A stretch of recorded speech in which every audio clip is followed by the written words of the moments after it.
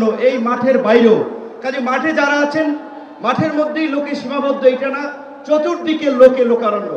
এরকম একটি সফল মহাসমাবেশ আয়োজনের জন্য ইসলামী আন্দোলন বাংলাদেশের সারা দেশের নেতৃবৃন্দকে গণ অধিকার পরিষদের পক্ষ থেকে অভিনন্দন এবং শুভেচ্ছা জানাই। অভিনন্দন এবং শুভেচ্ছা জানাই ইসলামী আন্দোলনের পীর সাহেবকে এবং তার সাথে অন্যান্য সিনিয়র নেতৃবৃন্দকে, যারা আজকের ইসলামী আন্দোলনের এই সমাবেশে বাংলাদেশের প্রায় সকল মত পথের রাজনৈতিক দলের নেতৃবৃন্দকে এই মঞ্চে একত্রিত করেছেন।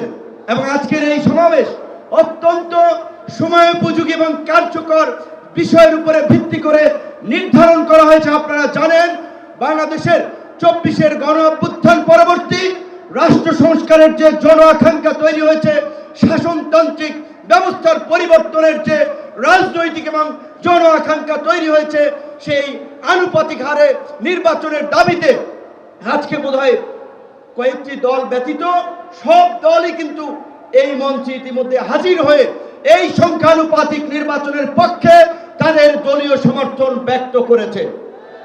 আমরা পরিষ্কারভাবেই সংস্কার কমিশনকে বলতে চাই, সমাবেশ শুধু একটা দলের দেখেছেন, সবেমাত্র শুরু হয়েছে।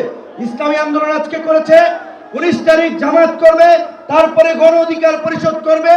রাষ্ট্র সংস্কার এবং জন আকাঙ্ক্ষার বাস্তবায়নে সমস্ত রাজনৈতিক দলগুলো জনসমাবেশের মাধ্যমে এই সরকারকে তাদের সমর্থন দেখিয়ে দেবে। তাই আমরা বলতে চাই, কোন দু একটি দলের উপরে ভিত্তি করে দু একটি দলের কথায় সংস্কারের নকশায় পরিবর্তন আনা যাবে না। আমি সংস্কার কমিশনে বলেছিলাম, দেশ স্বাধীনের পরে ডক্টর কামাল হোসেনরা বলেছিল, আমাদের নেতা শেখ মুজিব, আমরা তো তাকে দেখে সংবিধান নির্মাণ করেছিলাম, রচনা করেছিলাম, তাকে এম্পাওয়ার করার জন্য। আজকে সংস্কার কমিশনকে বারবার আমরা বলতে চাই, দু একটি দলকে প্রাধান্য দিয়ে বেশিরভাগ জনগণের আকাঙ্ক্ষার বিপরীতে গিয়ে কোন সিদ্ধান্ত বাস্তবায়নের দুঃসাহস দেখাবেন না। আনুপাতিক হারে নির্বাচন হলে সমস্যাটা কি? কোনো সমস্যা নাই। প্রধানমন্ত্রীর মেয়াদ 10 বছরের বেশি না থাকলে সমস্যা কি? আমরা অত্যন্ত যৌক্তিকভাবে এই কথাগুলো দফায় দফায় আলোচনায় তুলে ধরছি, কিন্তু এটা পরিষ্কার, সংবিধান এই সংস্কার জাতীয় ঐক্যমত্য কমিশন কেন জানি দু একটি দলের প্রতি পক্ষপাতমূলক আচরণ করছে। এই পিয়ার পদ্ধতি তাদের এজেন্ডাই বাদ দিয়ে তারা ঘুরাই দিল।